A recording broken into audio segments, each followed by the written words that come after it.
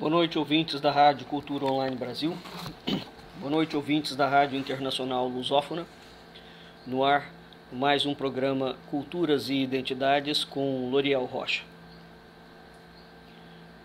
O tema do nosso programa de hoje é: que é o descobrimento do Brasil? Esse programa será dividido em duas partes. Hoje é a primeira parte, semana que vem será a segunda parte. Nós temos como referência bibliográfica para esse programa de hoje, para esses dois programas, o livro do historiador português Jaime Cortesão. Esse livro faz parte das obras completas de Jaime Cortesão e esse volume especificamente é o volume 4, chamado Os Descobrimentos Portugueses. A primeira coisa que nós queremos hoje ver em relação a esse assunto é analisar a palavra, não é? Jaime Cortesão é um dos raros autores, para não dizer o único, que faz uma análise realmente diferenciada dessas palavras que eram utilizadas com frequência ou com pouca frequência dentro da documentação portuguesa. E esse estudo é um estudo de suma importância, assim como hoje nós deveríamos, nos ocupar do estudo das palavras. O Brasil não se interessa absolutamente por esse tipo de coisa. E é curioso que, por exemplo, embora o assunto não tenha nada a ver com o outro, mas somente um paralelo, toda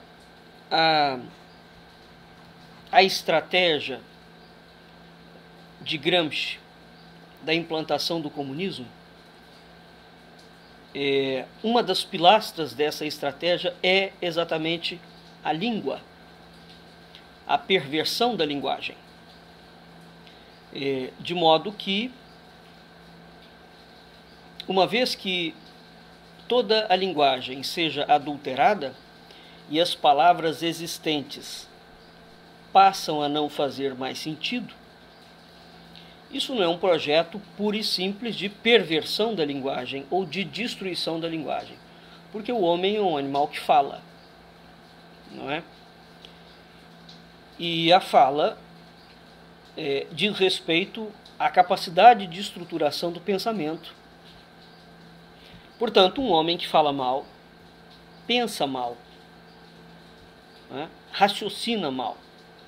Então, a ideia da língua, ela tem outras repercussões e outras consequências.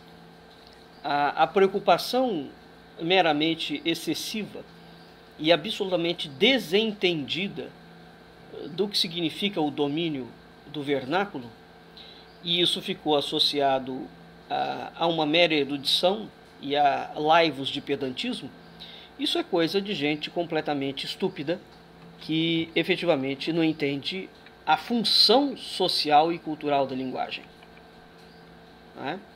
Como já bem determinou o Prêmio Nobel de Medicina John Eccles, a voz é o maior advento da história da filogenia. A voz é que é o elemento civilizador, cultural do mundo. O homem não faz nada sem a voz, não é?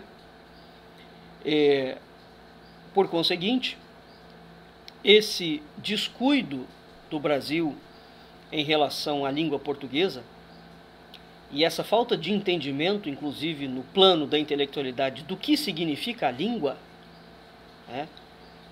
e a impossibilidade científica do uso da língua, do mau uso da língua, querendo que o indivíduo, ao falar mal o português, ele raciocine bem, isso só pode fazer parte de um projeto maligno para levar a sociedade à mais absoluta demência. Isso é uma forma de controle, né?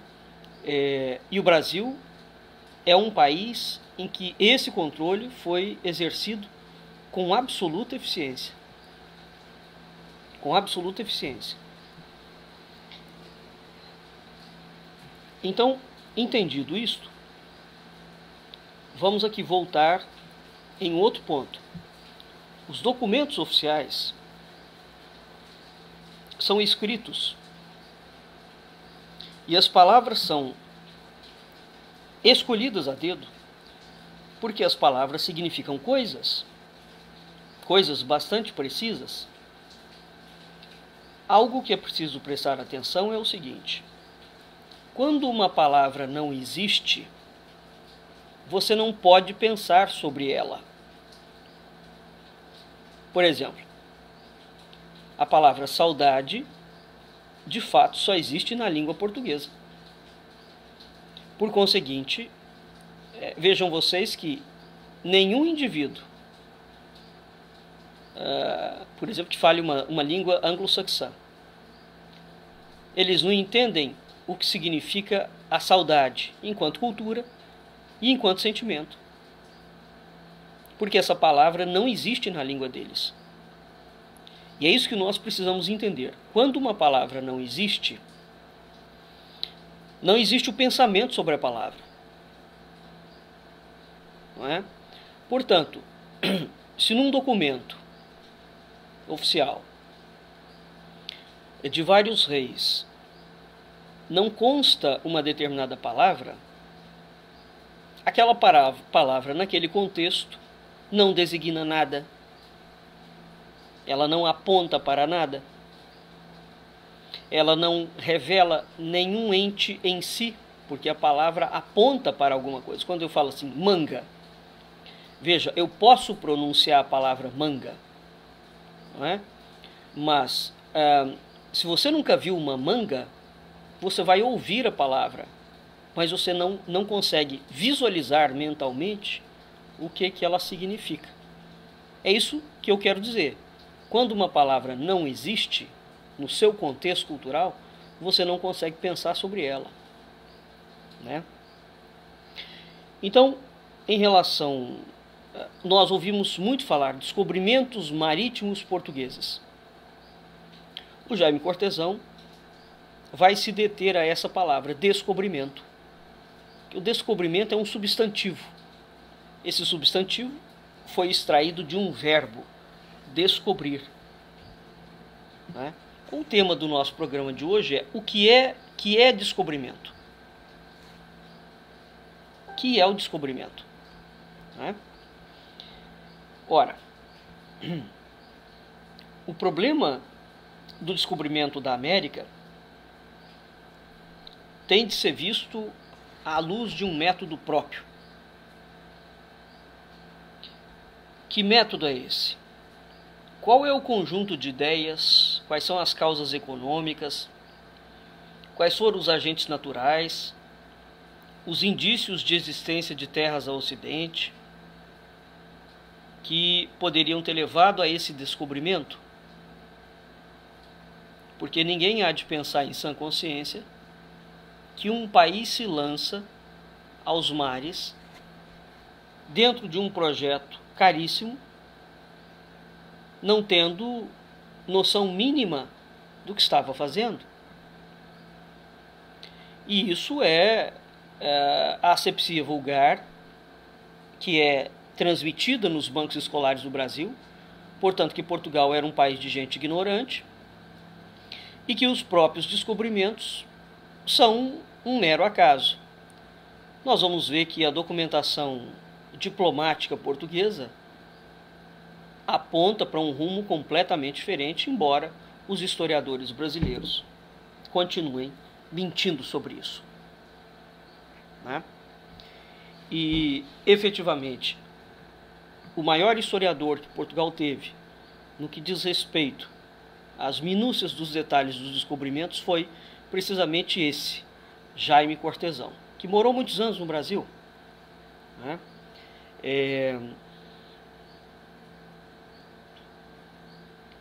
Pois bem, vamos lá. Ora, se nós pudermos averiguar, e essa é a tese que o Jaime Cortesão advoga, que havia a existência de uma política de sigilo nos descobrimentos, né? Essa é uma tese que os brasileiros não querem aceitar de modo algum. Independentemente deles não quererem aceitar, a tese é real. Evidentemente que, até hoje, dentro da documentação oficial dos governos, você tem documentos top secret, ultra secretos, e documentos que não são liberados. E você já tem outros tipos de documentos que eles podem ser liberados daqui a 30 anos, 40 anos, 50 anos, etc. Não é? Isso, evidentemente, naquela altura, também sempre existiu.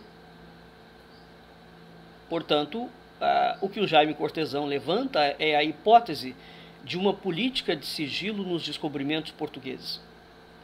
E é isso que nós vamos ver. De fato, esta política de sigilo existiu. E ele vai buscando esses diferentes métodos para embasar essa teoria dele. E um desses métodos é precisamente o estudo de palavras. Aquela palavra existe? De onde saiu aquela palavra? Descobrimento. Já que ela pertence a documentos oficiais da coroa portuguesa. Né?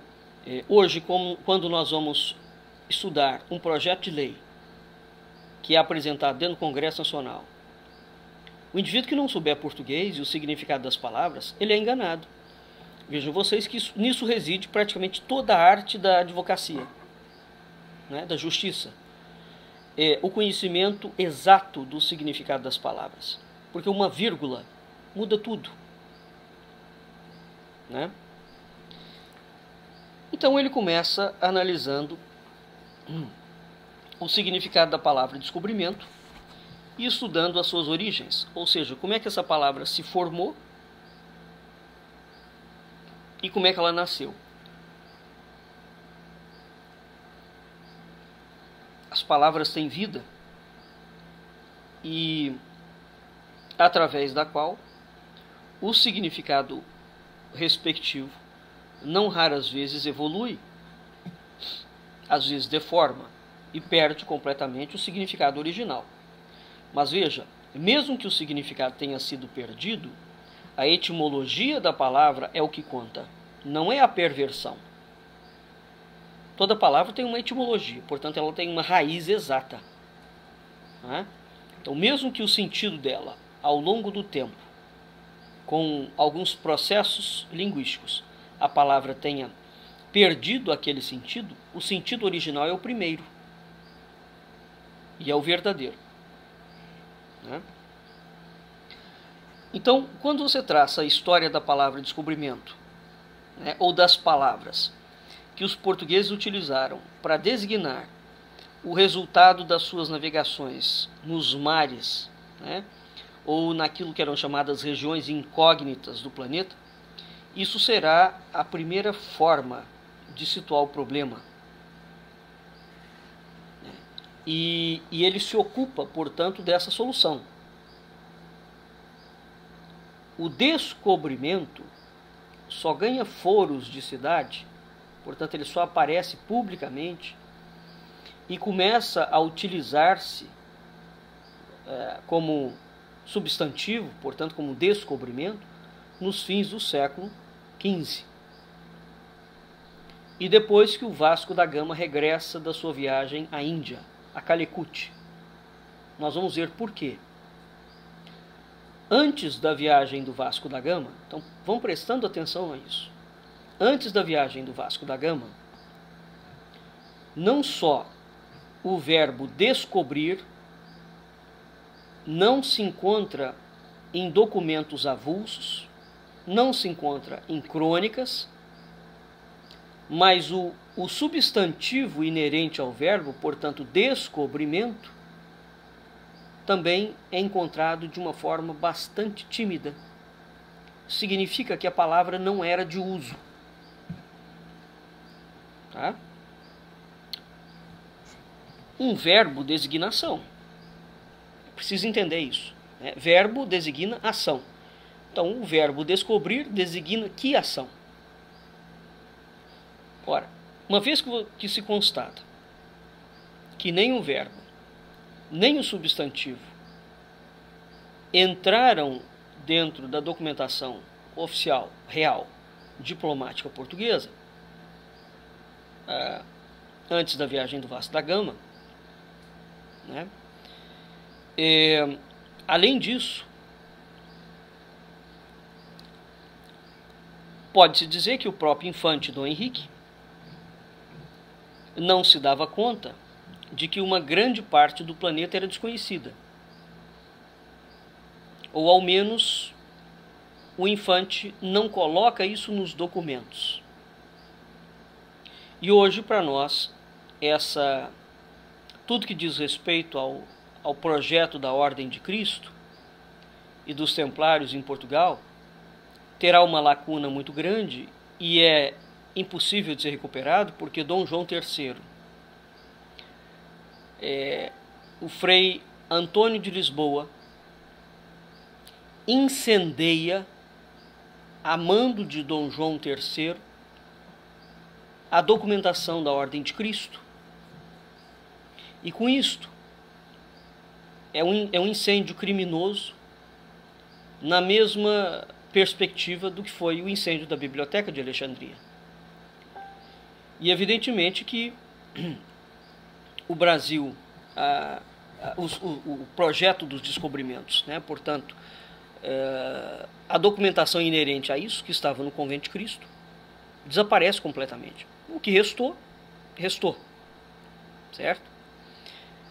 Mas existe um problema grande em relação a essa documentação por conta disso, do incêndio que o Frei Antônio de Lisboa manda fazer. Ele é um reformador da ordem.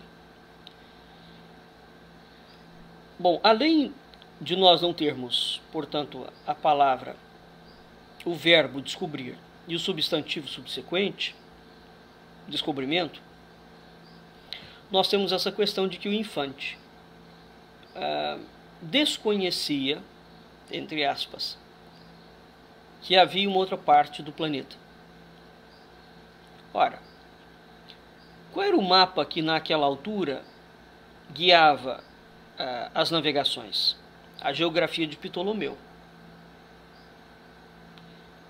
Essa geografia de Ptolomeu supostamente abrangia as linhas gerais da estrutura do globo terrestre, mas ela ignorava a parte terminal do continente africano, a comunicação do Atlântico com o Índico e, acima de tudo, a existência do Novo Mundo e da maior parte dos oceanos.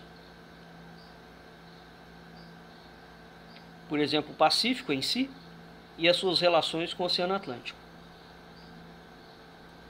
Então esse era o mapa da Terra, né, a imagem da Terra, quando o infante Dom Henrique começa a enviar as suas caravelas a descobrir. A Terra era muito mais pequena, né? Um dos maiores méritos de Dom João II, que foi um rei com quem a decadência de Portugal começa, porque ele assassina o grão-mestre da Ordem de Cristo pelas suas próprias mãos. Ele convida o grão-mestre e ele apunhala o grão-mestre, ele assassina o grão-mestre e tenta, à força, tomar o projeto dos descobrimentos da Ordem de Cristo. Isso comprova, entre outras coisas, que este projeto não era da coroa portuguesa, e nunca foi mesmo. Né? O projeto era da Ordem de Cristo. Mas é atribuído a Dom João III um mérito que na verdade não é dele, é da ordem. Naquela altura, obteve-se por forma científica o chamado valor do grau terrestre. Por consequência, as dimensões do planeta Terra, né, e de parte do planeta que tinha que ser descoberta, ampliaram consideravelmente, de modo que é em 1500 que a Terra adquire a conformação que ela tem hoje. Quem descobre isso? Portugal. Isso é algo que os brasileiros desconhecem completamente. Isso é um dos efeitos colaterais do projeto das navegações, né? O infante Dom Henrique, os primeiros documentos que se referem à empresa, o infante Dom Henrique é o grão-mestre da Ordem de Cristo, né? Então ele é o homem que operacionaliza esse processo no século XV.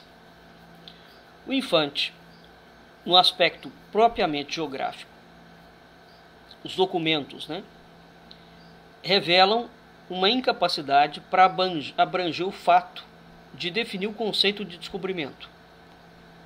Então, o conceito de descobrimento, como nós temos hoje, não existia no século XV. Precisa entender isso. Não há essa palavra. Tá bem? Isso é algo que foi sendo construído e é preciso entender o que estava acontecendo. Na carta de 22 de outubro de 1443, em que Dom Afonso V, ou melhor, o regente Dom Pedro, né, em seu nome, o regente Dom Pedro concede ao infante Dom Henrique o monopólio da navegação e do comércio ultramarino. Portanto, esse monopólio é da ordem de Cristo. Tá? E diz o seguinte, abre aspas, o infante Dom Henrique se meteu a mandar seus navios a saber parte da terra, que era além do Cabo Bojador, porque até então não havia ninguém na cristandade que disso soubesse parte. Nem sabiam se havia lá povoação ou não, nem diretamente nas cartas de Mariar, nem mapa mundo, não estavam debuxadas, senão a prazer dos homens que as faziam desde o Cabo Bojador por diante. E por ser coisa duvidosa, mandou lá até que soube parte da dita terra, e vos disse que sua vontade era mandar seus navios mais adiante saber parte da dita terra. Fecha aspas. Então, vejam vocês, a palavra que aparece é saber parte, soubesse parte, soube parte. Nenhum é verbo. E existe um outro detalhezinho aqui, que é o seguinte. Vou ler novamente. Se meteu a mandar seus navios a saber parte da terra, que era além do Cabo Bojador, porque até então não havia ninguém na cristandade que disso soubesse parte. Então vejam vocês que a carta é precisa. Na cristandade, ninguém conhece tal coisa. Portanto, está implícito que fora da cristandade alguém conhece. Né? Isso é uma primeira coisa. Então essa carta de 1446, concedendo um monopólio semelhante, essa carta de 1443, de Dom Afonso, concede ao infante Dom Henrique o monopólio da navegação e do comércio ultramarino. Uma outra carta de 1446 vai conceder um monopólio semelhante em relação às Ilhas Canárias e vai repetir a mesma expressão. Quem vai falar disso? Silva Marques, né? Na obra dele, no volume 1, página 435 a 436. E nas páginas 445 e 446. Tá? Ora, então nós vemos que a palavra que aparece aqui é saber parte. E a cristandade não tem ideia. O que mais tarde seria a palavra descobrir, designava aquela data não por uma palavra específica, mas por uma locução vulgar, saber parte. Então não existia descobrir, existia saber parte. E conforme se depreende do próprio documento, né, o que se pretendia conhecer era apenas desconhecido da cristandade.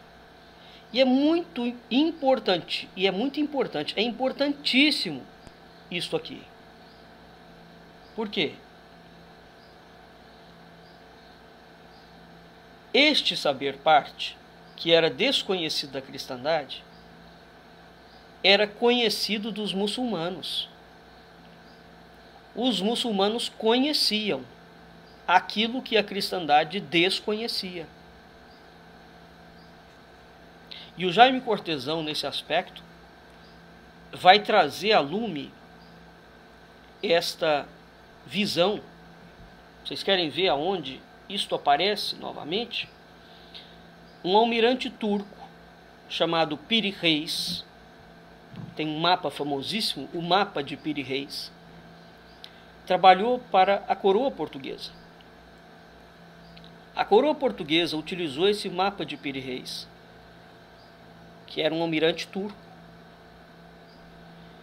E o Piri Reis falou que esse mapa fazia parte do mundo muçulmano, dos árabes,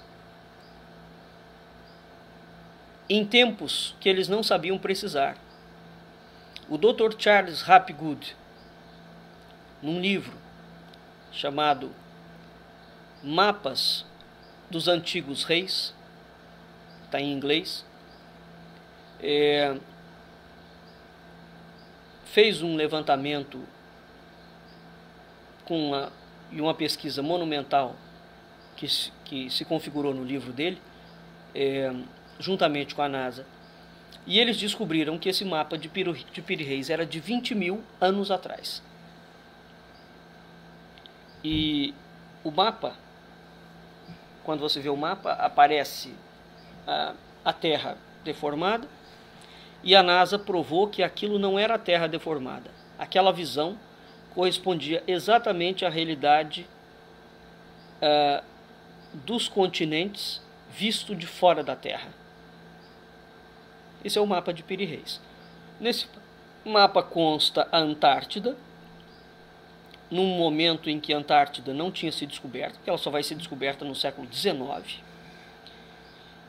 Consta vários nomes de cidades na costa do Brasil, entre eles o Rio de Janeiro. E consta, igualmente,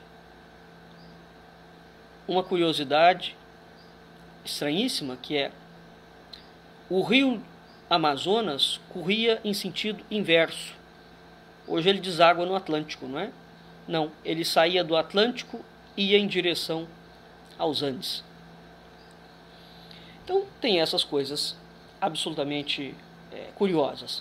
O mapa de Piri Reis, teoricamente, é de 1515, e o Piri Reis fala textualmente que aquele mapa era utilizado. Não é? Além disso, nós temos outras situações dentro da cartografia, né? E nós vamos ver algumas coisas curiosas aqui em relação a isso. Mas então é preciso entender, os templários sempre tiveram conexões com o Oriente, sempre. A Ordem do Templo e a sua sucedânea, a Ordem de Cristo. E essa documentação fazia parte dos segredos da Ordem do Templo, não era da coroa. Né? Ora, uma vez que a cristandade desconhecia completamente isso, nas cartas de Mariar contemporânea, por exemplo, como as cartas genovesas, as maiorquinas, essas terras estavam desenhadas com maior ou menor fantasia a prazer dos homens. No entanto, tratava-se de saber parte, ou, por outras palavras, do reconhecimento e da observação direta de terras imperfeitamente conhecidas. Mas veja, mesmo a palavra saber parte designa que havia algum grau de conhecimento, porque as terras eram imperfeitamente conhecidas. Na Crônica da Guiné, quando o autor deseja se referir aos descobrimentos geográficos, ele vai continuando a empregar essas locuções, esses circunlóquios, né? E ele falará da seguinte forma, abre aspas, encaminhando-se, os navegantes no caso, como fossem em busca da terra da Guiné, a qual ele já tinha em vontade de mandar buscar, etc. Uma outra parte, e considerando como aquilo por ele somente fora buscado e achado. Então essas palavras buscar e achar, porque quando o e aparece, o e tem uma função copulativa, né? Você buscar e achar. A palavra se vincula como um macho e uma fêmea. Às vezes elas aparecem de forma isoladas, buscado ou achado, saber parte. Então era dessa forma que se exprimiam os contemporâneos do infante Dom Henrique. E que mais tarde Duarte Pacheco Pereira vai dizer que o infante é o primeiro inventor desta navegação e descobrimento. Ora, mas, portanto, permanece a dúvida que expressões linguísticas vão empregar, nesses casos, o infante Dom Henrique. O que ele falava, né? O que ele escrevia, qual era a documentação escrita, dado que o infante era o grão-mestre da ordem. Uma vez que Duarte Pacheco Pereira, que é o autor do Esmeraldo de Cito Orbis, uma vez que Duarte Pacheco Pereira atribui ao infante ser ele o inventor da palavra, né? Há muitos anos atrás, o Jaime Cortesão publicou uma carta inédita do infante, absolutamente elucidativa a esse respeito.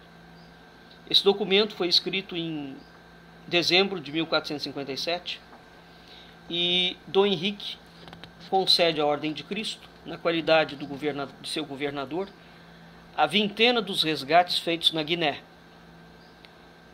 e define ele com efeito o caráter da sua empresa. E ele fala o seguinte, abre aspas, e deixe como certo, como desde a memória dos homens, se não havia alguma notícia na cristandade, dos mares, terras e gentes, eram além do Cabo não, contra o meio-dia. Quanto serviço se a Deus em elo podia fazer, e bem assim a el rei Dom Afonso me fundei de inquirir e saber parte do que era dito o Cabo não em diante, mandando muitos navios e caravelas com meus criados e servidores, os quais, por graça de Deus, passando o dito Cabo não avante, alguns recebendo morte e outros postos em grandes perigos, prouve a Nosso Senhor me dar certa informação e sabedoria daquelas partes, além das mercadorias, ouro e outras muitas coisas que de lá vêm e se cada dia descobrem. Pois muito bem. Veja que o documento é difuso, ele volta naquela ideia da cristandade, de que não havia notícia nenhuma na cristandade, dos mares, das terras, das gentes, não havia nenhuma notícia além do Cabo não. O Cabo não era o limite do mundo conhecido, né? E ele fala que ele está a serviço de Deus, Então, como ele está a serviço de Deus, ele se propõe a inquirir e saber parte do que existia além do cabo não. Então, ele mandou naus, etc, etc. E ele recebe informação e sabedoria daquelas partes. Veja, se não havia nada, ele volta com alguma coisa que ele não fala o que é. Mas veja que as palavras são muito curiosas. Informação e sabedoria. E continuava chegando até ele a cada dia descobertas. Há muito que se fale sobre essa carta. Era uma carta inédita. Quem a traz a lume é o Jaime Cortesão. Assim como esse, existem milhares de documentos que ainda não foram lidos. Milhares, mas é muito documento.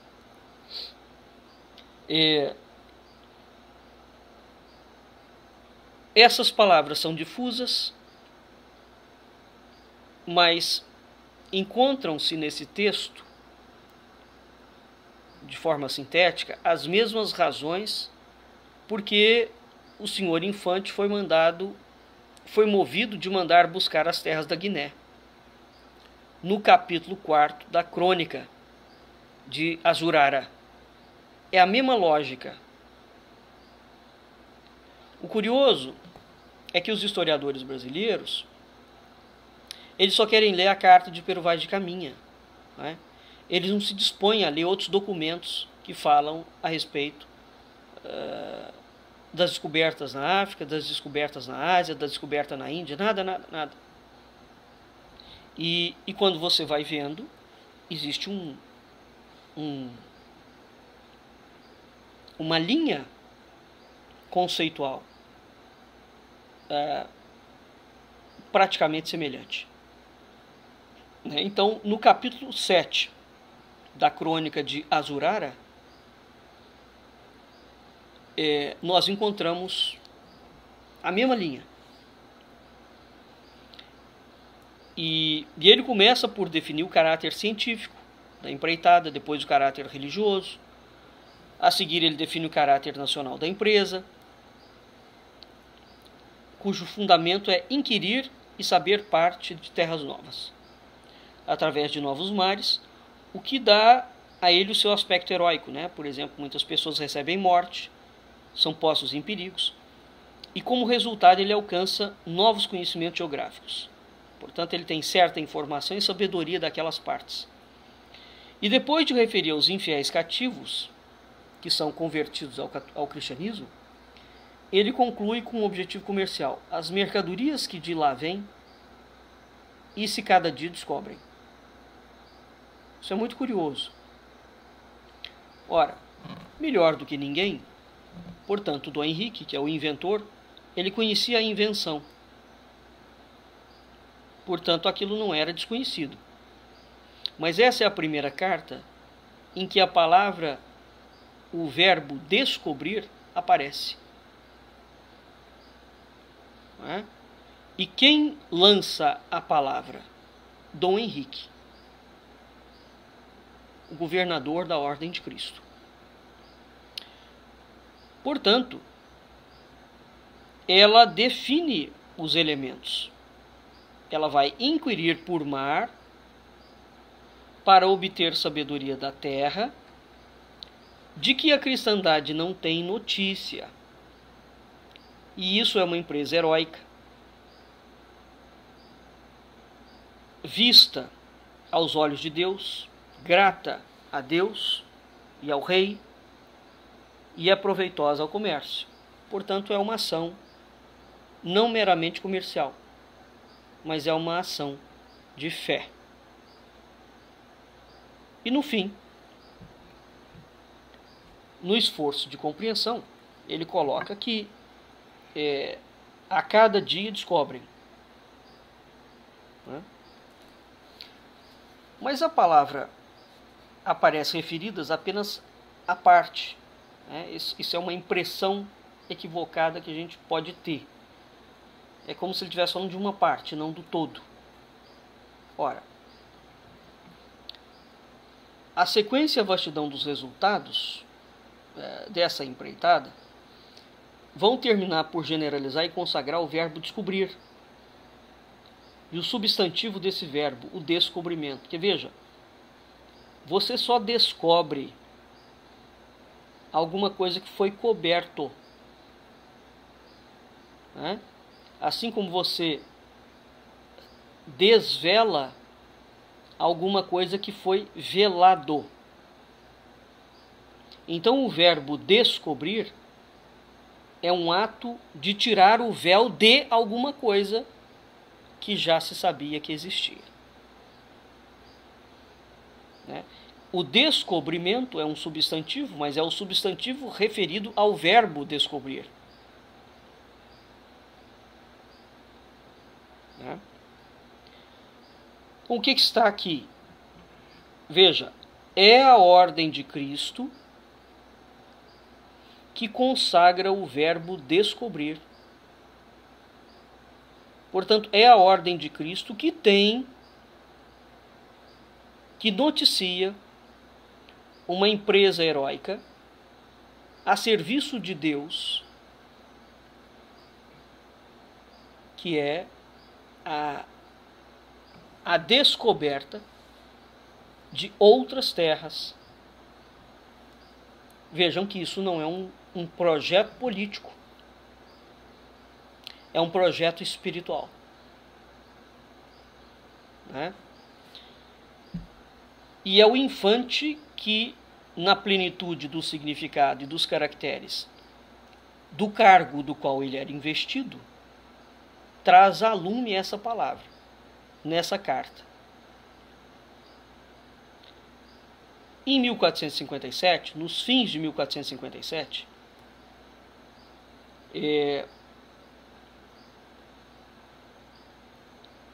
isso é, de certa forma, tornado público, né?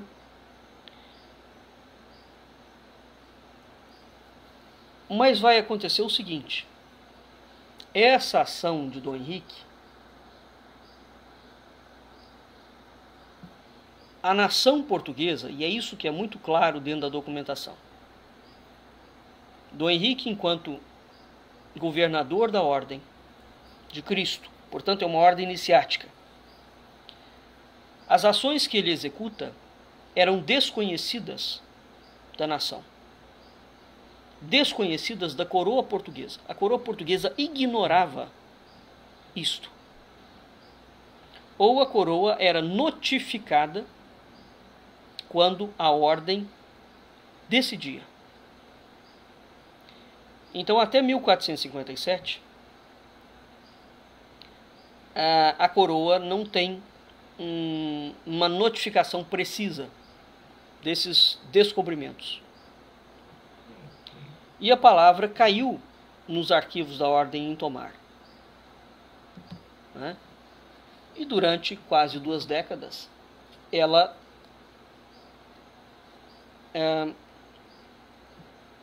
ainda foi sendo usada com uma relativa parcimônia dentro da língua nacional. Né? Ora, é atribuído também ao pensamento do próprio infante uma evolução da palavra descobrimento. Então vejam vocês que isso tudo é algo minuciosamente planejado. São esses detalhes que vão fazer a diferença na análise da história. Não é? O infante, é certo que ele vai buscar informação e ele vai buscar a sabedoria daquelas partes. O mundo que existia, portanto, existia sobre uma noção ptolomaico-árabe. Era uma noção vaga. Não obstante, existe o despertar de um conceito novo, e, ao que parece, ligado apenas ao descobrimento econômico, mas essa aparição é absolutamente superficial e não explica de modo algum, porque a ordem do templo, a ordem de Cristo, não estava ocupada com projetos de especiarias, né? O que se procura descobrir, ou descobre, são mercadorias, ouros e outras muitas coisas que ele não designa o que é. Ao mesmo tempo, e nós já falamos no programa passado sobre as Ilhas Míticas, nós temos começa a surgir dentro da documentação portuguesa e fora da documentação portuguesa a ideia de que o paraíso será redescoberto, né?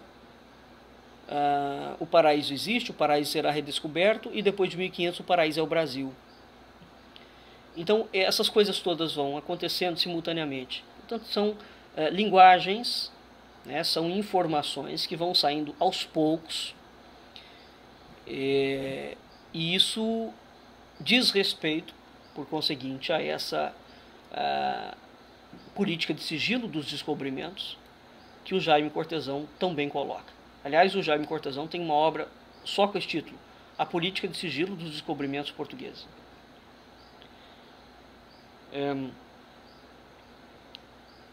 Então, o próprio Dom Henrique dá a entender que eles foram encontrou ouro, encontrou mercadoria, mas isso é periférico. Portanto, eles buscavam outra coisa. Bom, quando uma ordem gasta os tubos e ela não está interessada em ouro e em mercadoria, mas em outras coisas, vejam vocês que esse projeto de per si já é um projeto insólito, não é? Não obstante, aquela correspondência das palavras que vai se traçando entre buscar e achar, e como se observa, por exemplo, nos documentos na crônica de Azurara, vai reaparecer com frequência nos documentos dos anos seguintes. Ora, essas palavras são simples, né? Ora, essas palavras estão associadas à ideia de buscar e achar o que se tinha perdido. Aqui entra uma outra coisa que nós não temos tempo neste programa de analisar, que é exatamente a ideia de ilhas perdidas, continentes perdidos, que vinha desde o Império Romano e cujo alinhavo já havia sido feito no Tratado de Alcáçovas Toledo, entre os reis de Castela e Portugal, e depois foi corroborado no Tratado de Tordesilhas, né? Então, portanto, a ideia de buscar e achar o que se tinha perdido. Olha, uma coisa que se perdeu, você só sabe que perdeu porque aquilo foi conhecido em algum momento. Então, quando você fala assim, existiam as ilhas perdidas, se estava perdida é porque você soube que aquilo existiu em um determinado momento, não é? Esse é o raciocínio. Porque está perdida por quê? Então, esse é o ponto. O português, até hoje em Portugal, o português não fala coisas que não têm sentido como o brasileiro.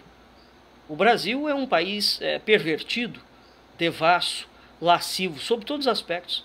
A língua aqui é uma mera figuração, é para as pessoas não uivarem, mas as pessoas não têm compromisso com o significado expresso das palavras dentro do Brasil. Isso não existe em Portugal, até hoje. O português tem um rigor com a língua, um cuidado com a língua, que o brasileiro não tem mesmo, né? Então, por conseguinte, os jumentos acadêmicos brasileiros, quando eles vão analisar a documentação, eles analisam a documentação com base na estupidez do trato da língua portuguesa que o Brasil tem, né?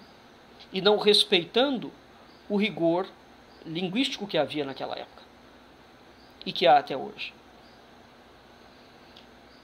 Em janeiro de 1473, Dom Afonso V vai fazer mercê, e o termo é este, fazer mercê, à infanta Dona Brites e aos seus filhos. Olha aqui onde aparece o buscar e achar o que tinha perdido. Ele faz mercê à infanta Dona Brites e aos seus filhos de uma ilha que aparecera ao ocidente da ilha de Santiago, e a qual a mãe do futuro rei Dom Manuel, que é Dona Beatriz, algumas vezes mandara buscar, e que, como quer que então se não achasse, que ela tinha intenção de a outra vez mandar buscar. Ora, veja que mandou buscar, não achou, é porque você sabia onde estava. E ela manda buscar novamente. Portanto, aquilo não era um delírio, aquela informação era precisa. E o Jaime Cortesão leu esse documento na íntegra, que ele está num dos livros da chancelaria de Afonso V, na Torre do Tombo, que é o livro 33, na folha 33, no verso, e eles estão guardados na Torre do Tombo. Ora, ali ele verifica que ao lado do documento, e pela mesma letra, portanto escrito pela mesma pessoa, se encontra o seguinte sumário que eu vou ler e que até hoje é inédito. Abre aspas. Carta da infanta Dona Brits sobre as Ilhas Perdidas. Fecha aspas. Portanto, essa crença na existência de ilhas que se haviam achado e perdido no oceano, objetivada em muitos casos, consignada já no século XIV, no chamado Libro del Conocimiento. Esse livro, o livro do conhecimento, popularizou a expressão de ilhas perdidas até no começo do século XVI, em que essa palavra vai aparecer no Alto das Fadas, do Gil Vicente, cuja parte do alto está escrito o seguinte: vai logo às ilhas perdidas, no mar das penas ou vinhas, traze 3 fadas marinhas, que sejam muito escolhidas. Fadas marinhas, não é madrinha não. Então, vai logo às ilhas perdidas, no mar das penas ou vinhas, traze 3 fadas marinhas, que sejam muito escolhidas. Ora, o curioso é que em 1491 vão se fazer condenações e degredo para as Ilhas Perdidas. Uai, como é que você condena um presidiário para uma ilha que é perdida? Ela não existe. Você mandou matar o morto, matar o indivíduo? Claro que não. Então, o que eram essas ilhas perdidas? Aí é que entra, se nós não tivermos em perspectiva este documento, que vinha desde o Império Romano, sobre as ilhas, nós não vamos entender a estratégia que Portugal adotou do descobrimento, do achamento, das ilhas perdidas, etc, etc, etc. Então, em 1491, há documentos de degredados, né, de condenação para as Ilhas Perdidas. E, portanto, o que parece significar que o condenado podia ficar ao sabor das navegações. Ele podia ser colocado em qualquer ilha achada e perdida.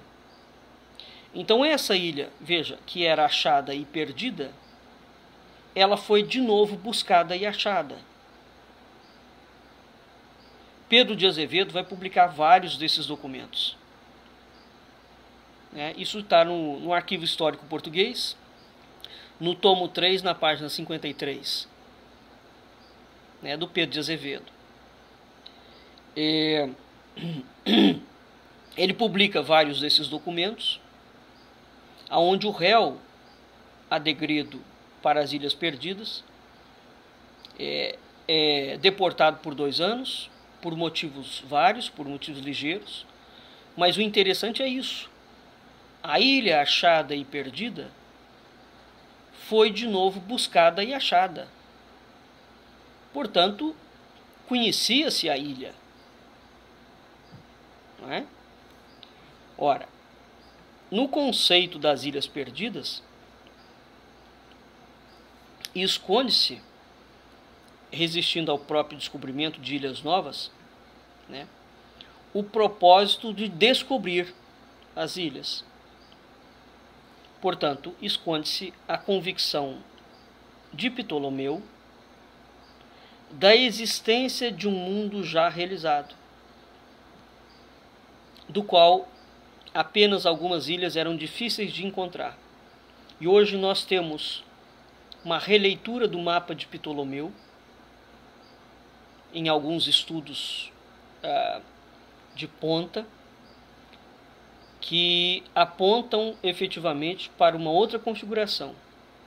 E o Jaime Cortesão, no início do século XX, já levantou essa lebre, coisa que décadas e décadas e décadas e décadas depois do Jaime Cortesão vão comprovar, né? De modo que essas ilhas perdidas,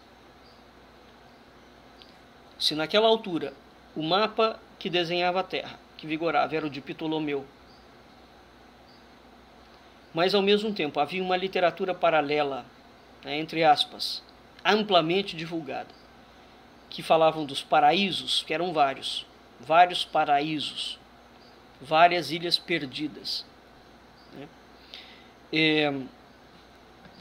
O que depreende-se disso é que a convicção de Ptolomeu já está presente no mapa de Ptolomeu, que existe um mundo que era conhecido e simplesmente perdeu-se o contato com esse mundo. Mas havia, efetivamente, houveram alguns povos que mantiveram esses contatos. Isso é algo que se depreende perfeitamente dessas leituras, quando elas são feitas com atenção. Não é? Ora, muito bem. Vamos agora para um breve intervalo e daqui a pouco nós voltamos nesse assunto. Até daqui a pouco. Voltando para a segunda parte do nosso programa,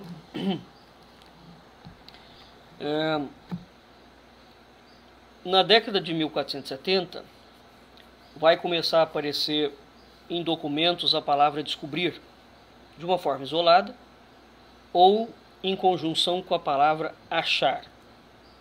A princípio, a palavra descobrir vai se empregar apenas no sentido que o infante Dom Henrique fizera, portanto, aplicado às coisas e aos produtos comerciais. Isso significa que o descobrimento é essencialmente econômico.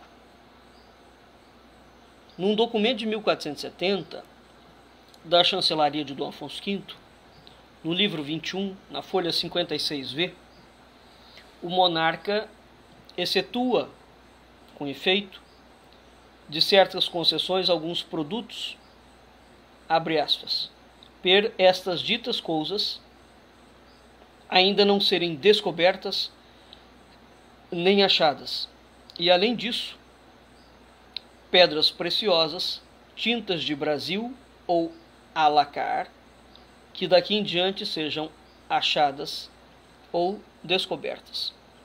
Nós estamos falando de um documento de 1470 da chancelaria de Dom Afonso V, em que você fala tintas de Brasil. Aliás, isso é algo que nós não vamos nos ater aqui agora, mas na coleção de livros inéditos de história portuguesa, nos livros dos reinados, do José Francisco Correia da Serra, no volume 3, nós encontramos também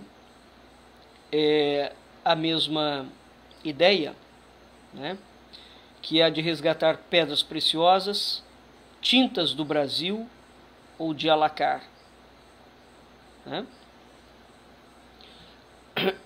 Ora, a imaginação não ousa, por exemplo, alargar ainda a palavra simbólica ao conhecimento de mundos ignorados, né? De uma grande parte do planeta que teoricamente estava oculta, porque descobrir significa exatamente tirar a cobertura, destapar, patentear o que estava coberto, escondido, secreto, de modo que a palavra, a princípio aplicado a um produto comercial, de um momento em diante ela vai evoluir. E veja que mesmo quando ela aparece aplicado ao sentido comercial, vem sempre anexo a ideia de que haviam outras coisas. E nós temos que pensar o seguinte: para você trazer ouro de um local que você não conhecia, você já tinha um comércio estabelecido. Como é que você pode pensar que alguém entra em um local desconhecido, conhece minas de ouro, pedras preciosas, sem que tenha conhecimento da localidade? Ou, no máximo, ou no mínimo, que você estabeleça uma relação comercial com aqueles povos, para trazer essas pedras, para comprar essas pedras, para fazer o que for. Uma coisa vai puxando a outra, né? Um raciocínio vai puxando ao outro, evidentemente. De um momento em diante, a palavra descobrir começa a aparecer no sentido lato de achar terras. Então vejam vocês que nós temos uma história, uma evolução dentro da palavra. Achar terras.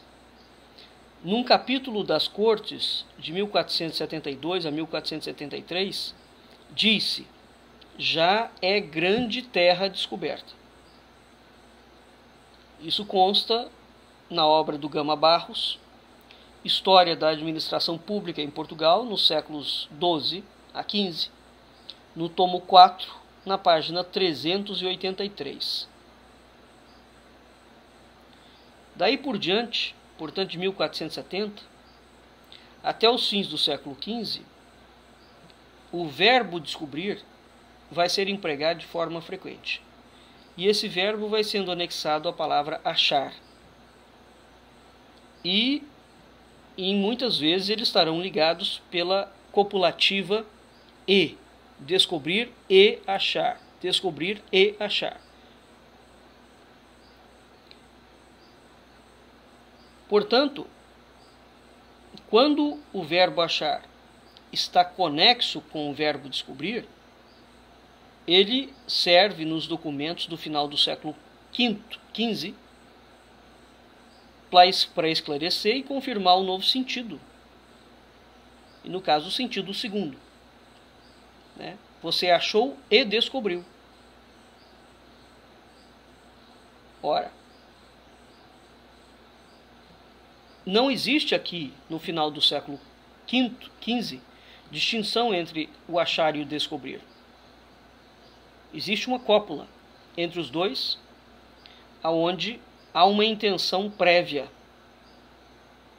porque as palavras são empregadas na mesma acepção, e sempre como resultado de uma intenção prévia. Portanto, era sabido, consabido, isso é um projeto, isso designa um projeto, o projeto do descobrir, do descobrimento. Né? No Tratado de Tordesilhas, em português, emprega-se para definir o objetivo das navegações a palavra descobrir. Ora, sobre o que a cada dia sabe-se mais que uma das ditas partes pertence, portanto, a Portugal e a Espanha, não é? Está por descobrir o mar oceano. E por bula papal, a terra é dividida em duas, entre Portugal e a Espanha. Descobrir, portanto, naquela altura, já é considerado um verbo mais cheio de substância. E ele vai designar uma atividade geográfica. De quem? Dos povos peninsulares, dessas duas coroas. de Aragão, Castela e Portugal. Desse modo que a síntese de buscar e de achar, né, vão ser encontradas no Tratado de Tordesilhas. E ali também vai aparecer com frequência as palavras achado e descoberto, achar e descobrir.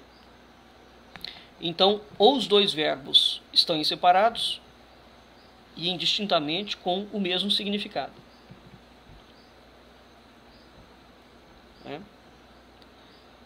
Uma vez que, no texto do tratado, para resguardar a posse das terras possivelmente descobertas pelos reis católicos, se diz que achadas e descobertas em qualquer maneira,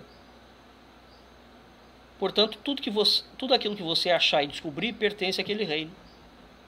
E o que você só podia achar e descobrir? O que era perdido. Então uma coisa leva a outra. Né? É por isso que e notadamente as ilhas. Porque as ilhas designavam uma porção de terra, independentemente do tamanho, que não pertencia a ninguém. Quem ninguém? Nem a Portugal, nem a Espanha. Tá? E essa é a razão pela qual, uma das razões pelas quais o Brasil é chamado de ilha, que os portugueses não são estúpidos a ponto de não ver que o Brasil não é uma ilha, mas eles vão enganando a documentação espanhola e a própria Igreja Católica, né? E vão chamando o Brasil de ilha. Por conta dessa lógica antiga. Você tinha que achar e descobrir ilhas que estavam perdidas, porque significava que elas eram inabitadas.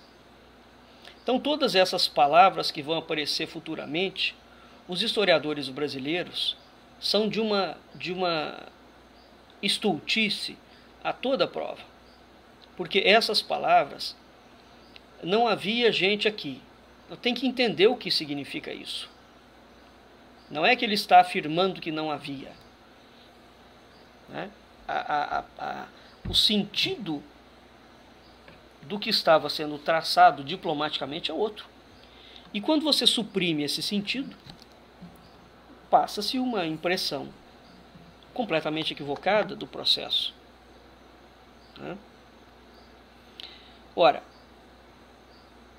os negociadores do Tratado de Tordesilhas, bem como os do Tratado de Alcáçovas Toledo, né,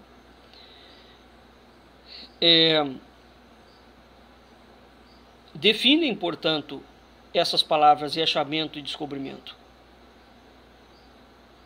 Agora, existe uma situação curiosa.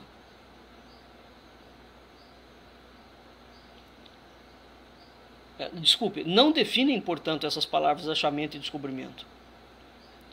Existe uma situação curiosa, que é o seguinte. No diário da viagem de Vasco da Gama, elas também não vão aparecer. Né? Portanto, quando Vasco da Gama parte de Calicut para Portugal, quando ele vem da Índia, né, o diarista escreve o seguinte, abre aspas, uma quarta-feira que foram 29 dias do dito mês de agosto, visto como já tínhamos achado e descoberto o que vínhamos buscar, assim de especiaria como de pedras preciosas, logo fizemos as velas e nos partimos caminho de Portugal, vindo todos muito ledos, por sermos tão bem-aventurados de acharmos uma tão grande coisa como tínhamos achada. Olha, o achar, o verbo, continua a ser conexo com buscar e continua sendo empregado na mesma acepção de descobrir. Achamento e descobrimento eram palavras, portanto, muito pouco comuns na linguagem vulgar. Não existia aquilo. Né? Porque se essas palavras fossem conhecidas, o autor do diário de viagem do Vasco da Gama teria utilizado essas palavras. Portanto, veja que essa palavra era quase que uma palavra de mistério, né? Ela existia, mas ela pertencia, portanto, a um grau de erudição violenta. E qual é o objetivo daquela ida a Calicut? Econômico, especiaria e pedra preciosa.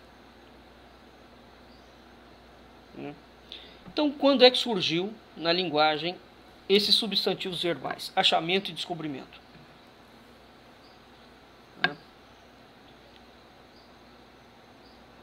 A palavra descobrimento, e aqui é que entra a teoria do Jaime Cortesão, ela vai se ligar com o conceito de segredo revelado.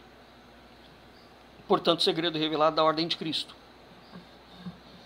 O que Vasco da Gama faz, acima de tudo, é descobrir o grande segredo dos esforços do infante Dom Henrique e de Dom João II, principalmente de Dom João II, que visava o monopólio do comércio do Oriente. Dom João II é o rei que perverte, assassina o grão-mestre da ordem e perverte o projeto templário. Agora, o segredo do descobrimento envolve a ciência astronáutica da ordem de Cristo. E um dos resultados mais substanciais dessa ciência, que era exatamente a averiguação do valor aproximado do grau. Então o segredo aumentava as coordenadas e deformava o contorno da África Austral. É esse segredo que esconde dos próprios coronistas as duas viagens conjuntas do Bartolomeu Dias e de Pero da Covilhã. É esse segredo que é a chave do Tratado de Tordesilhas, e ele silenciou inteiramente a exploração do canal de Moçambique até 1495, bem como silenciou sobre as viagens experimentais no Atlântico Austral. Esse segredo, portanto, é revelado somente em 1498.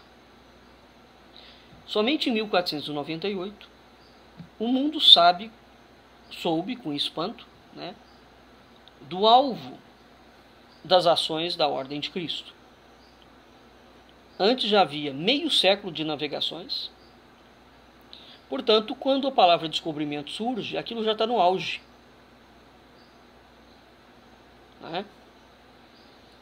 Ora, e mesmo assim, naquela altura a palavra, quando ela emerge, o Cortesão coloca que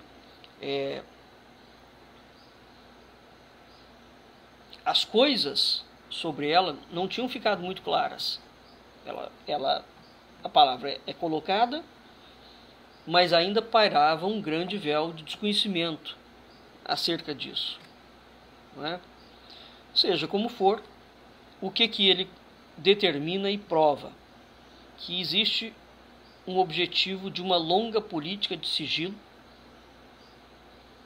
dos descobrimentos, e essa política é subitamente revelada ou desvelada naquele ato máximo de descobrir, e eles fixaram essa política numa palavra chamada descobrimento. Portanto, esta palavra foi uma palavra construída por uma ordem iniciática para revelar o projeto espiritual dessa ordem. Seja como for, a palavra descobrimento, aqui como substantivo, é encontrada pela primeira vez numa carta enviada por Dom Manuel, o rei Dom Manuel, ao cardeal protetor, a 28 de agosto de 1499, portanto um ano antes do Brasil ser teoricamente descoberto. E essa carta dá conta do resultado da viagem do Gama. E essa carta é curiosa, que é o seguinte, uma parte dela. Que ora tornaram da dita investigação e descobrimento. Vejam vocês que o descobrimento aparece nessa carta para o cardeal protetor apoiado na palavra a investigação. É como se Dom Manuel estivesse esclarecendo ao cardeal o significado e o resultado daquilo que anteriormente se chamara desejado fim a nosso trabalho acerca da investigação da Etiópia e Índia, terras outras e ilhas orientais. Porque o Brasil entrava dentro do rol das Índias. Haviam vários tipos de Índias. Não é que eles não sabiam que o Brasil não era Índia, não. Sabia sim, muito bem. Aquilo ali tem um outro sentido. Portanto, as Índias, incluso o Brasil, estava no Oriente. Não no Oriente geográfico. O Oriente num sentido metafórico e espiritual. O Oriente é aquilo que orienta. Deus é o grande Oriente do mundo. Tá? É neste sentido que as coisas têm que ser entendidas. Portanto, se Dom Manuel se refere dessa forma ao cardeal protetor, é porque o cardeal protetor sabe do projeto. Ou ao menos está a par de parte do projeto. Ora, nós vamos nos deparar pela primeira vez com a palavra achamento aqui numa acepção geográfica, na carta do Pero Vaz de Caminha, sobre o descobrimento do Brasil, né? Mas, a par do descobrimento, essa palavra é aposta pelo escrivão da Chancelaria Real, Antônio Carneiro. Então, Caminha fala de um achamento, numa acepção geográfica. A qualquer dos dois escrivões, seja de Dom João II, seja de Dom Manuel, que é exatamente Rui de Pina e o Antônio Carneiro, nós supomos que deve-se atribuir a invenção da palavra descobrimento, porque essa palavra aparece mais de uma vez na crônica de Dom João II, escrita por Rui de Pina, que era o escrivão de Dom João II. Mas é difícil, de certa forma impossível fixar a data em que o Rui de Pina redigiu os capítulos dessa obra. Mas não interessa. De Rui de Pina e dos escritos dele, né, a gente pode avançar que ele foi o secretário encarregado de escrever a carta de poderes e de procuração que foi passada por Dom João II aos delegados que o representou para fazer a negociação do Tratado de Tordesilhas. Né? Ora,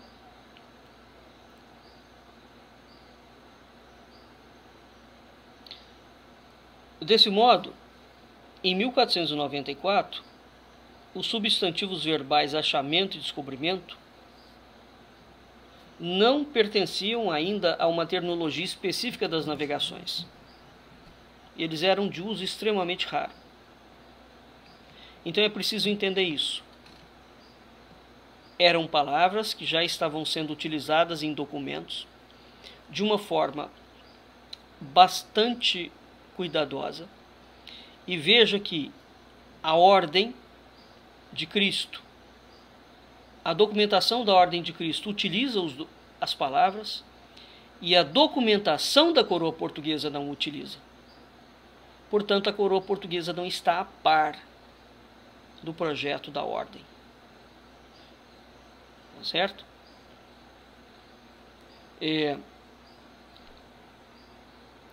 Uma outra razão que vai levar a gente a verificar que esses substantivos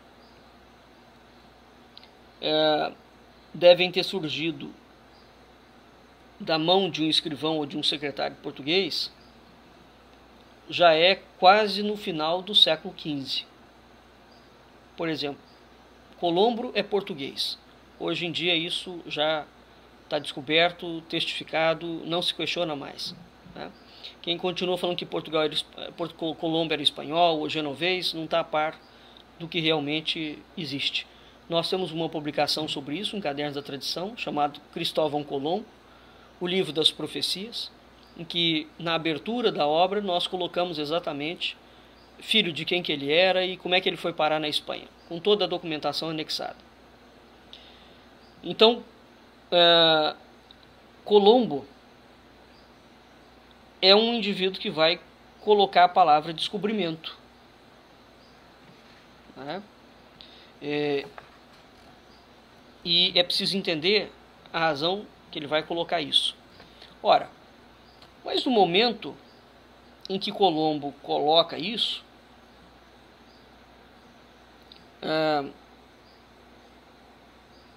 essa palavra já estava em voga.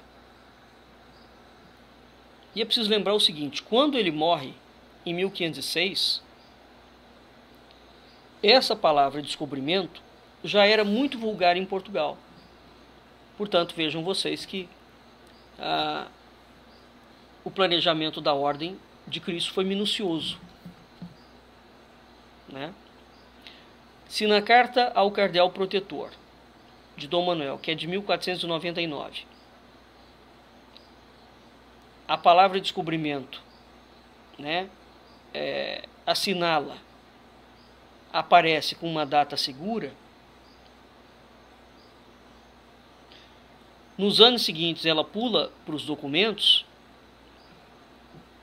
Logo em janeiro do ano imediato, portanto de 1500, né, numa carta de mercê a João Martins, se fala nos serviços de Gaspar Corte Real no descobrimento da terra anunciada. E logo a seguir se fala no dito descobrimento. Na carta de concessão a Vasco da Gama, do título de Dom e do cargo de almirante da Índia, de 10 de janeiro de 1500, a palavra descobrimento aparece 5 vezes. E a carta ao protetor, ao cardeal protetor, né, a palavra descobrimento se aplica de uma forma simbólica a toda a empresa das navegações portuguesas, né?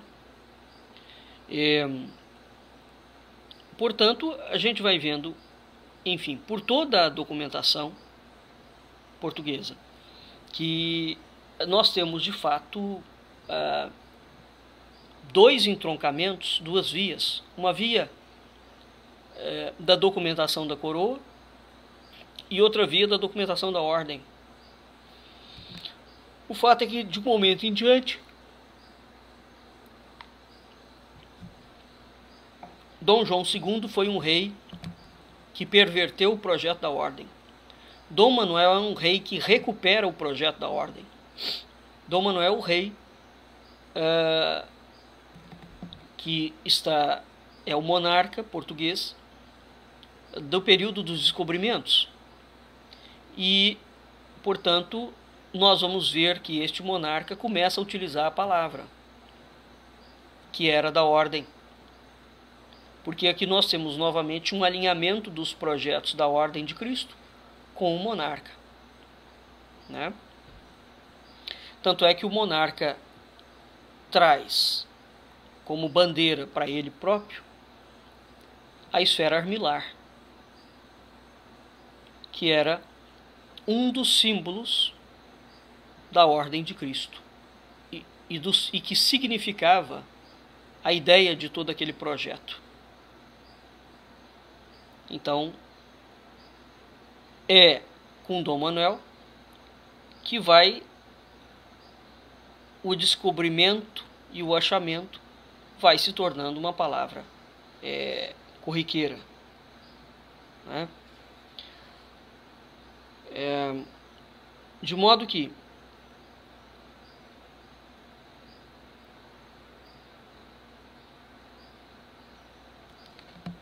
a viagem do Vasco da Gama, onde a palavra descobrimento aparece, no sentido geográfico, econômico, político, religioso, épico, Daí em diante, esse descobrimento torna-se muito vulgar. Agora, vai acontecer o seguinte: a palavra achamento, quando termina o século de 400, né, todas as ilhas perdidas estavam achadas. E a palavra achamento, ao contrário da palavra descobrimento, ela vai perdendo sentido. Ela vai ficando vazia.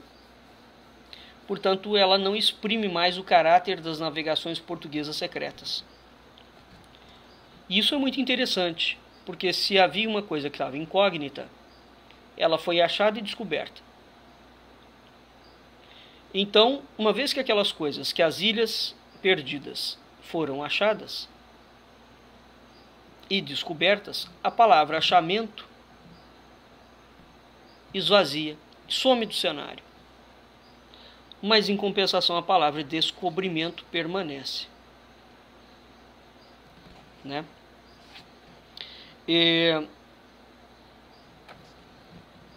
Isso significa que a manutenção da própria palavra descobrimento significa a manutenção do projeto.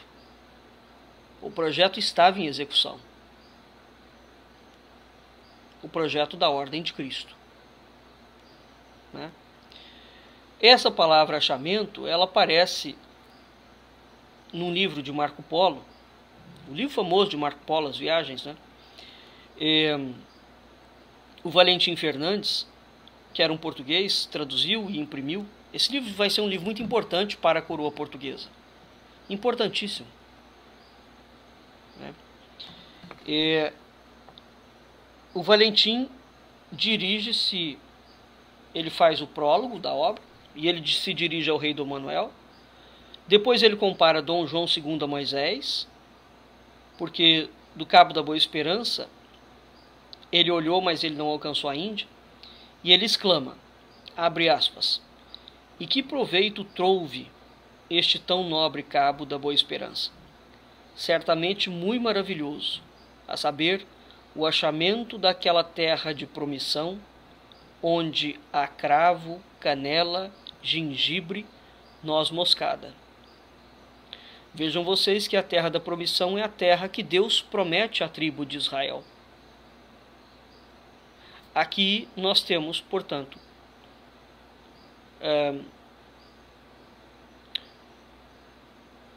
na figura do Valentim Fernandes, uma associação da terra da promissão com essas terras que Portugal descobre.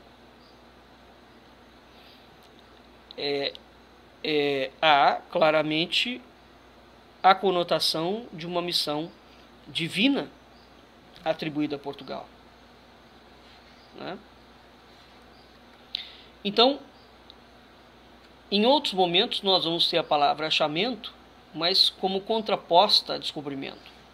Como, por exemplo, no prólogo da crônica de El Rei Dom Afonso Henriques, do Duarte Galvão, que é dirigida a Dom Manuel. Né? Ora, desse momento em diante, o substantivo verbal descobrimento vai se tornar muito comum em crônicas, em documentos avulsos de toda espécie. E durante o século XVI, a palavra achamento é aplicada de uma forma geográfica e depois ela desaparece. Né? Ela cai em desuso, ela cai em desfavor, porque aquilo certamente já não tem mais função. Então você percebe claramente que há uma intencionalidade e que as palavras não são casuais. Elas vão designando como se fossem pistas de um mapa. Né? Pistas de um mapa. Ora, mas por que a palavra descobrimento fica muito famosa? Entre outras coisas, porque ela designa o projeto. Então, em fins do século XV, após as viagens do Gama e do Cabral, é feita a grande revelação do que estivera encoberto aos portugueses. E o mundo esplendoroso do Oriente e o misterioso Ocidente abrem as portas. Portanto, a grande missão histórica que foi iniciada pelo infante Dom Henrique no princípio do século XV toma corpo, né? E todos os portugueses, em especial os dirigentes do Estado, desde o rei até os seus colaboradores diretos, adquirem a consciência de que nas palavras descobridor e descobrimento está contido o que existe de mais essencial à nação portuguesa.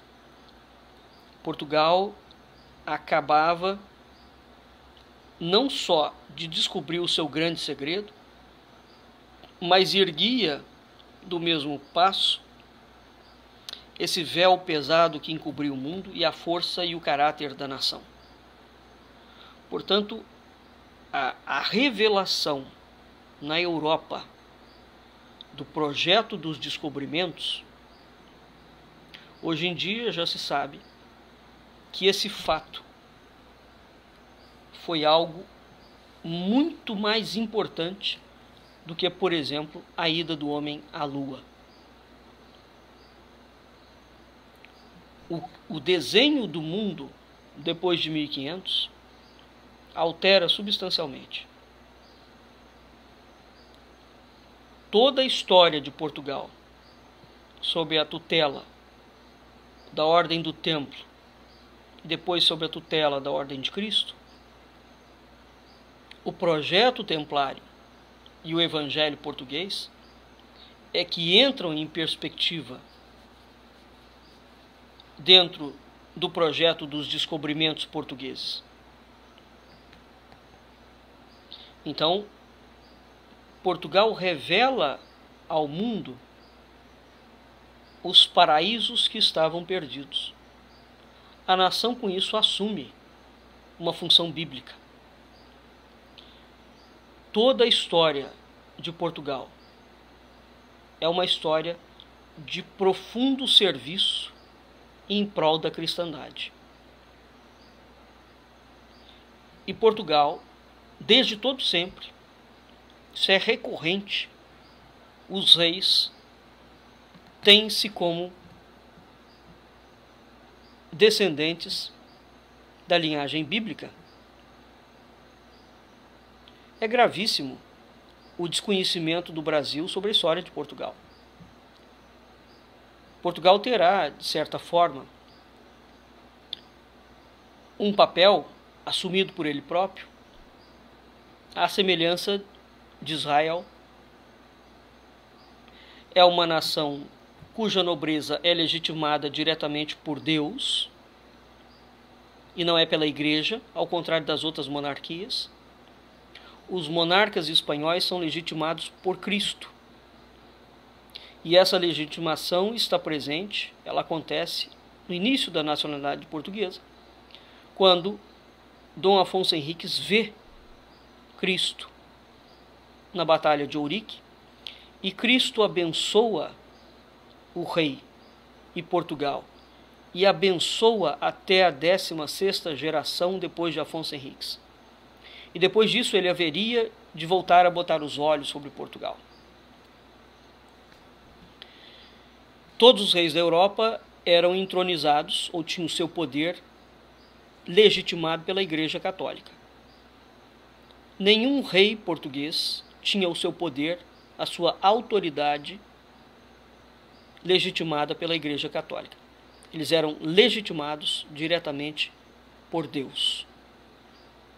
Só isso já faz da história de Portugal algo completamente diferente, né? E essa parte, como muitas outras da história de Portugal, é completamente descartada pela historiografia brasileira. Portanto, a palavra descobrimento não significa meramente o achamento de uma terra nova, o descobrimento de um caminho marítimo. É tudo isto e é algo muito mais além. Não há a menor condição de entender o descobrimento português sem entender o que está claramente implícito nesse projeto, que é um projeto espiritual de recuperação do paraíso,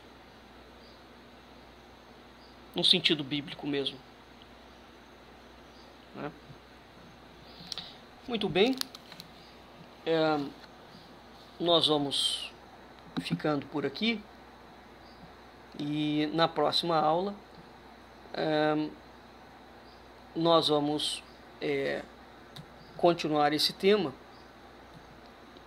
passando para o significado do descobrimento aqui, já aplicado à problemática do descobrimento da América, não é? Uma vez entendido, portanto, que essas palavras não são casuais, que elas, ao contrário, elas seguem um percurso lógico e muito bem programado, vamos tentar entender parte dessa questão ligada ao descobrimento das Américas. Tá bem? Então, vamos ficando por aqui e até a semana que vem. Boa noite, Brasil. Boa noite, ouvintes da Rádio Cultura Online Brasil. Boa noite, ouvintes da Rádio Internacional Lusófona. Fiquem a seguir com a programação da nossa rádio. Um abraço, até a semana que vem.